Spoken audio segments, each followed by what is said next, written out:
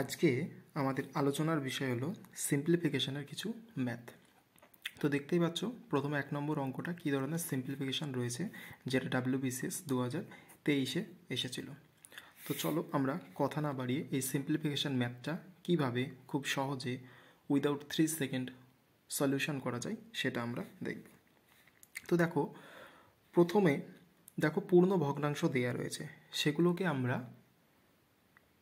মিশ্র বা পূর্ণ ভগ্নাংশ রয়েছে সেগুলোকে আমরা প্রকৃত বা অপ্রকৃত ভগ্নাংশে রূপান্তর করব। তো সেটা কিভাবে। প্রথমত তোমরা সকলে এটা হতে জানো যে এইটার সাথে এইটা গুণ হয় এবং ওপরেরটা এই মাঝখানে যে চিহ্ন থাকে সেইটা হয়, অর্থাৎ 3 কত হয়ে যাবে 3 থেকে 1 বিয়োগ করলে হবে 2, অর্থাৎ 2/3। তাহলে প্রথম ভগ্নাংশটা থেকে আমরা পেলাম 2/3, মাঝখানে কিছু নেই মানে গুণ চিহ্ন। পরে কী রয়েছে 4 4, 4 থেকে 1 বাদ দিলে 3, তাহলে 3/4, আবার গুণ চিহ্ন মাঝখানে কিছু নেই মানে। তারপরে 5 5 -1, অর্থাৎ 4/5।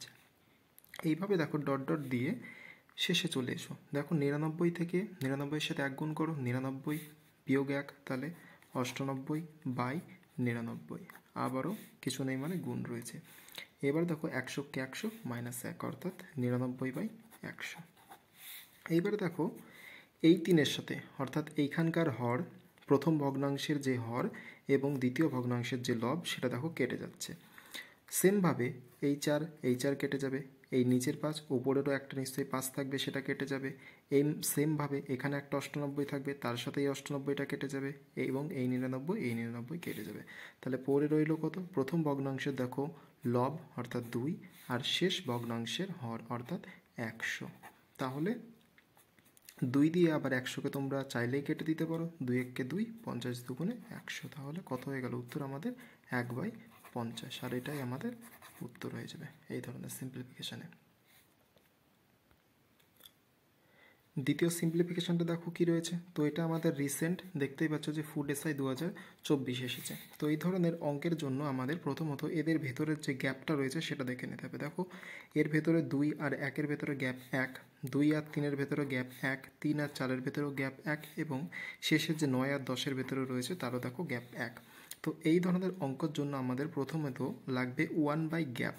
সূত্রটা হচ্ছে 1/গ্যাপ, তার সাথে হবে ফার্স্ট টার্ম মাইনাস যে লাস্ট টার্ম থাকবে। বোঝা গেল, first term minus last term. তো সেমভাবে আমরা বসিয়ে দেবো পরপর।